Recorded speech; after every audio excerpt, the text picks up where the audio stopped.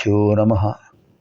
నారాయణం నమస్కృత్య నరం చైవ నరోత్తమం దేవీం సరస్వతీం వ్యాసం తతో జయముదీరయేత్. ఆదౌ దేవకి దేవి గర్భజననం గోపీగృహే వర్ధనం మాయాపూతన జీవితాపహరణం గోవర్ధనోద్ధారణం కంసచ్ఛేదన కౌరవాదిహననం కుంతీసుతాన్పాలనం. ఏతద్భాగవతం పురాణకథితం శ్రీకృష్ణలీలామృతం. ఓం క్లీం శ్రీకృష్ణాయ గోవిందాయ గోపీజనవల్లభాయ నమః. ఓం క్లీం శ్రీకృష్ణాయ గోవిందాయ గోపీజనవల్లభాయ నమః. ఓం క్లీం శ్రీకృష్ణాయ గోవిందాయ గోపీజనవల్లభాయ నమః. ఓం క్లీం శ్రీకృష్ణాయ గోవిందాయ గోపీజనవల్లభాయ నమః. ఓం క్లీం శ్రీకృష్ణాయ గోవిందాయ గోపీజనవల్లభాయ నమః. ఓం క్లీం శ్రీకృష్ణాయ గోవిందాయ గోపీజనవల్లభాయ నమః. ఓం క్లీం శ్రీకృష్ణాయ గోవిందాయ గోపీజనవల్లభాయ నమః. ఓం క్లీం శ్రీకృష్ణాయ గోవిందాయ గోపీజనవల్లభాయ నమః. ఓం క్లీం శ్రీకృష్ణాయ గోవిందాయ గోపీజనవల్లభాయ నమః. ఓం క్లీం శ్రీకృష్ణాయ గోవిందాయ గోపీజనవల్లభాయ నమః. ఓం క్లీం శ్రీకృష్ణాయ గోవిందాయ గోపీజనవల్లభాయ నమః. ఇదాनीं वयं सर्वे శ్రీమద్భాగవత మహాపురాణ చతుర్థస్కంధే షష్టాధ్యాయే ప్రవేశామः. మైత్రేయుల వారు చెప్తున్నారు, విదురుల వారు ఉంటున్నారు. ఆ విషయాన్ని శుకపరబ్రహ్మ పరీక్షణ్ మహారాజుకు చెప్తున్నాడు అని సూతుల వారు నైమిషారణ్యంలో శౌనకాది మహాములకు చెప్తున్నారు. సందర్భాన్ని జ్ఞాపకం చేసుకుంటూ ఉండాలి. మరి ఒక్కసారి భయభ్రాంతులైపోయారు. వీరభద్రుడు అయిపోవడంతో ప్రమథగణాలు వెళ్ళిపోయాయి. ప్రమథగణాలు, భూతప్రేత పిశాచాది గణాలు, ఋభుగణాలు అందరూ వెళ్ళిపోయారు. ఇప్పుడు శ్మశానంలో నిర్జీవమైనటువంటి పరిస్థితి ఎలా ఉంటుందో అలా ఉంది యాగశాల అంతా.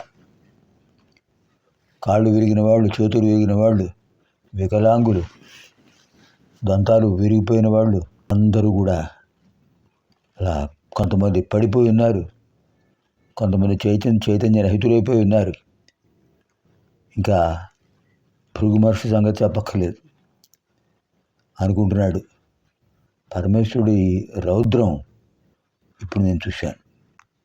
ఇలా జరుగుతున్న సందర్భంలో బ్రహ్మాది దేవతలందరూ కూడా పరమేశ్వరుడి యొక్క రౌద్రాన్ని ఉపశమింపచేయాలని అందరూ కైలాసానికి బయలుదేరుతున్నారు. చెప్పాడు దిక్పాలకులందరితో, మీరందరూ నేను వస్తున్నాను, స్వామిని క్షమించమని అడగండి. ఆయన కరుణాంతరంగుడు. ఆయన కోపం తాటాకుమంటు లాంటిది. తాటాకులు దగ్ధమైనప్పుడు ఒకసారి భగ్గుమంటాయి. కొన్ని క్షణాల్లో ఏముండదు, అక్కడ నల్లటి మసి తప్ప. ఇక్కడే నా తాటాకులు మండింది అనిపిస్తుంది. ఆయన కోపం మీ స్తోత్రంతో తగ్గిపోతుంది అనగానే అందరూ బయలుదేరుతున్నారు. ఎలా ఉంది ఆ కైలాసగిరి? అద్భుతంగా వర్ణించారు వ్యాసుల వారు. అనేక ఔషధీ వృక్షాలు ఉన్నాయి. బ్రహ్మగణాలు తపస్సు చేసుకుంటున్నారు. యోగులు యోగ సాధన చేస్తున్నారు. సిద్ధులు, సాధ్యులు, కిన్నరులు, గంధర్వులు అందరూ కూడా ఆ స్వామివారిని స్తుతిస్తూ ఉన్నారు. పర్వత శిఖరాన్ని కూడా మణిమయములు, కైలాసగిరి శిఖరాలు, స్వచ్ఛమైన ప్రవాహాలు, జల ప్రవాహాలు వస్తున్నాయి.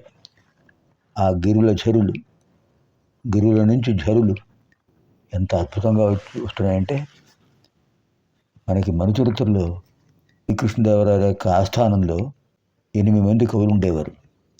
ఆ సభకు భువన విజయం అని పేరు. భువన విజయం. శ్రీకృష్ణదేవరాయలు సాక్షాత్తుగా ఆయన సంస్కృత, ఆంధ్ర తమిళ కర్ణాటకాది భాషల్లో పండితుడు. ఆయన ఆముక్తమాల్యద అనే కావ్యం రాశాడు. ఆయన యొక్క ఆదేశంతో అలసాని పెద్ద రామాచుడు మనుసంభవం, స్వారోచిష మనుసంభవం మనుచరిత్ర రాశాడు. తెనాలి రామకృష్ణుడు పాండురంగ మహాత్మ్యం రాశాడు. ఆ మనుచరిత్రలో చెప్తాడు హిమగిరి సొగసులు, అటజనికాంచ భూమిసురుడంబరతుంబి శరస్సరఝరీవటల ముహుర్ముహుర్ దుఠదభంగ తరంగ మృదంగ నిస్వనస్ఫుట నటనానురూప పరిఫుల్ల కలాప కలాపియారమున్ కటక చరత్కరేణు కరకంపిత సాలము శీతశైలమున్. హిమగిరుల శిఖరాల నుంచి ఝరులు ప్రవహిస్తున్నాయి, ప్రవాహాలు, జలపాతాలు. మృదంగ ధ్వనులు వినిపిస్తున్నాయి. ఆ ధ్వని జలపాతాల ధ్వని. అది మేఘధ్వని అనుకుని మయూరాలు నృత్యం చేస్తున్నాయట. దానికి తగిన అనుగుణంగా ఏనుగులు గంతులేస్తున్నాయి. తమ తొండాలతో అక్కడున్న చెట్లను పీకిస్తున్నాయి, ఆ గుహల్లో ప్రవేశిస్తున్నాయి. ఎలా ఉంది ఆ ధ్వని? అంబరతుంబి శరస్సర ఝరీపటల ముహుర్ముహుర్. ఆకాశాన్ని అడుతున్నాయా అన్నట్టుగా ఉన్నాయి గిరి శిఖరాలు. అక్కడి నుంచి ఝరులు వస్తున్నాయి, ప్రవాహాలు. ముహుర్ముహుర్, మాటిమాటిగా అవి పడుతుంటే, లుఠత్తను జారిపడుతుంటే, అభంగ తరంగ మృదంగ నిస్వనస్ఫుట నటనానుకూల పరిఫుల్ల కలాప కలాపిజాలం. ఆ జలపాతాల ధ్వనులకు మురిసిపోయి అవే మేఘధ్వనులను ఉరుములు అనుకుని కలాపిజాలము నెమళ్ళు నాట్యం చేస్తున్నాయి. ఇంకా ఏనుగులు కరకంపిత సారం, తొండాలతో మద్ది చెట్లను, సారం అంటే మద్ది చెట్టు, మర్రి చెట్టు వేరు, మద్ది చెట్టు వేరు. మద్ది చెట్టు ఉన్నతంగా పెరుగుతుంది, దాన్ని ఊపుతుంది, తొండాలతో కదిలిస్తున్నాయట ఆ వృక్షాలని. అలాంటి శీతశైలమున్ హిమగిరిని చూశాడు ప్రవరాక్షుడు అని అలసాని పెద్దన ఆంధ్ర కవితా పితామహ అద్భుతంగా వర్ణించాడు. అలాంటి అది గుర్తొచ్చింది నాకు ఇప్పుడు. అలా వినిపిస్తోంది, నెమళ్ళ నాట్యాలు వినిపిస్తున్నాయి, అక్కడ కనిపిస్తున్నాయి.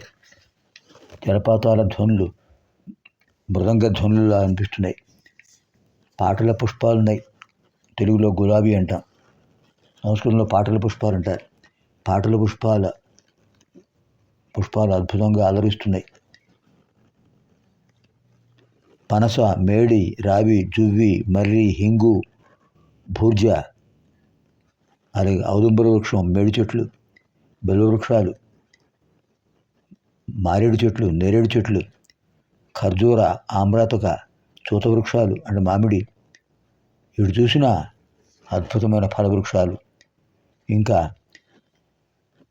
చంపక, సంపెంగ, పాటల, గులాబీ, మల్లిక, మందార, కేతకి, మొగలి, కదంబ వృక్షాలు, కడిమి చెట్లు, ఎటు చూసినా పుష్పవృక్షాలు, ఫల వృక్షాలు అద్భుతంగా కనిపిస్తుంది. ఎంత ప్రశాంతంగా ఉన్నాయి. విశేషం ఏంటంటే అక్కడ పరస్పర శత్రుత్వంతో ఉండేటటువంటి పులులు, మేకలు కలిసి ఉంటున్నాయి. సింహాలు, ఏనుగులు కలిసి వస్తున్నాయి. కైలాసగిరి ప్రవాహం. దానికి ఆ కైలాసగిరి పక్కనే అలకాపురి కుబేరుడు యొక్క రాజధాని. అద్భుతంగా ఉంది. స్వర్ణ శిఖరాలతో ఉంది అలకాపురి. అవన్నీ దర్శిస్తూ సౌగంధిక పుష్పాలతో కూడిన వనానికి వచ్చారు.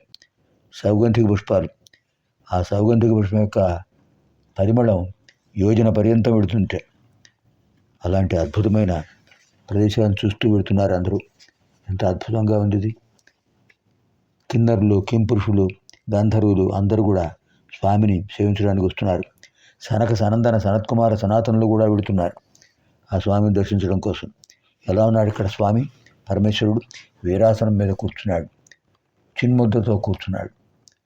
అలా ధ్యానం చేస్తున్నాడు ఆయన. అంత కోపంతో ఉన్నవాడు ఇప్పుడు అంత శాంతమూర్తి అయ్యాడా? శాంతాకారం, పరమశివం అలా ఉన్నాడు. అలాంటి అద్భుతమైనటువంటి రూపాన్ని చూశారు. బ్రహ్మదేవుడు వెళ్ళగానే సాష్టాంగ నమస్కారం చేశాడు. పురసాచరస దృష్ట్యా మనసా వచసా తథా పద్భ్యాం కరాభ్యాం కర్ణాభ్యాం ప్రణామోష్టాంగ ఉచ్యతే అని ప్రదక్షిణ నమస్కారాలు చేశారు బ్రహ్మదేవుడు, దిక్పాలకులు కూడా. అలాంటి విశేషమైన స్వామివారిని చూసి సంతోషిస్తూ స్వామివారి దగ్గరికి వచ్చారు. అందరూ కూడా పరమేశ్వర, మేము చేసింది తప్పే, దక్షుడు చేసింది తప్పే, మమ్మల్ని క్షమించు స్వామి.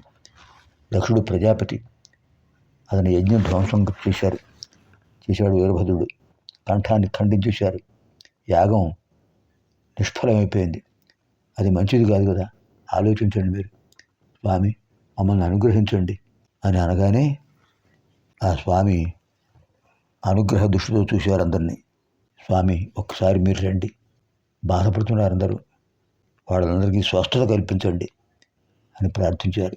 ఇది శ్రీమద్భాగవతే మహాపురాణే పారమహంస్యాం సంహితాయాం చతుర్థస్కంధే షష్ఠోధ్యాయः.